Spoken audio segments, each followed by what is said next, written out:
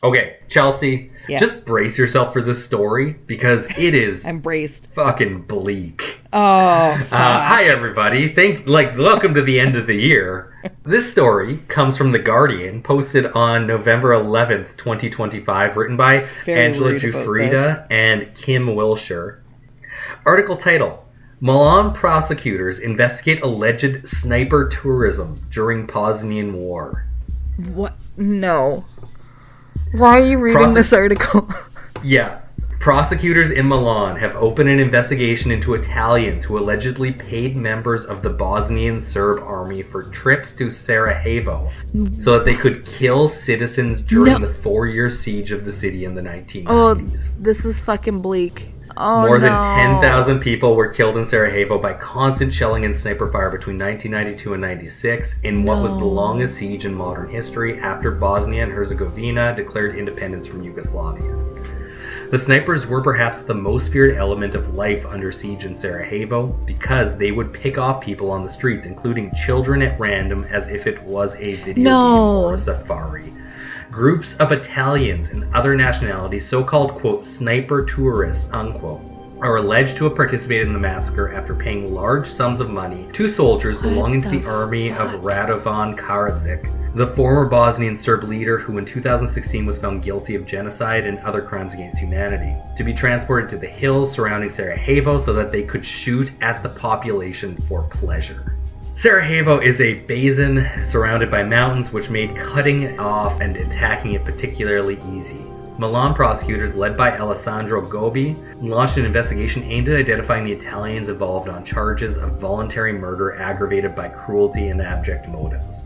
The investigation originated from a legal complaint submitted by Ezio Gavazzini, a Milan-based writer who gathered evidence on the allegations, as well as a report sent to the prosecutors by the former mayor of Sarajevo, Benjamin Carrick. Gavazzini said he had first read reports about the alleged sniper tourists in the Italian press in the 90s, but it was not until he watched Sarajevo Safari, a 2022 documentary by the Slovenian director Miran Zupanik, that he began to investigate further. In the documentary, a former Serb soldier and a contractor claimed that groups of Westerners would shoot at the civilian population from the hills around Sarajevo. Its claims have been vehemently denied by Serbian war veterans. Quote, Sarajevo Safari was the starting point. I began a correspondence with the director and from there expanded my investigation until I collected enough material to present to the Milan prosecutors, end quote, said Gavazzini. Gavazzini claimed, quote, many Italians, end quote, were alleged to have been involved without providing a figure. Quote, there were Germans, French, English, ... people from all Western countries who paid large sums of money to be taken there to shoot civilians. End quote, again quote, there were no political or religious motivations. They were rich people who went there for fun and personal satisfaction. We're talking about people who love guns, who perhaps go to shooting ranges or on safari in Africa, end quote. He claimed the Italian suspects would meet in the northern city of Trieste and travel to Belgrade, from where the Bosnian Serb soldiers would accompany them to the hills of Sarajevo. Quote, there was a traffic of war tourists who went there to shoot people. I call it an indifference towards evil, end quote. Gavazzini said he had identified some of the Italian individuals alleged to have been involved and who are expected to be questioned by the prosecutors in the coming weeks. Probably the most high-profile deaths by sniper fire were Bosko Berkic and Admira Ismik, a couple documented in the film Romeo and Juliet in Sarajevo, who were killed by a sniper in '93 while trying to cross a bridge. Their bodies remained in no man's land between the Bosnian and Bosnian Serb positions for several days. Photographs were published widely and became symbolic of the randomness and inhumanity of the war. The main street running into Sarajevo, Mesa Selimovic Boulevard, was nicknamed, quote, Sniper Alley, end quote, because it became extremely dangerous, but could not be avoided as it was the way to Sarajevo Airport. Trams and buses had their windows shot out, and all around there were sniper warning signs.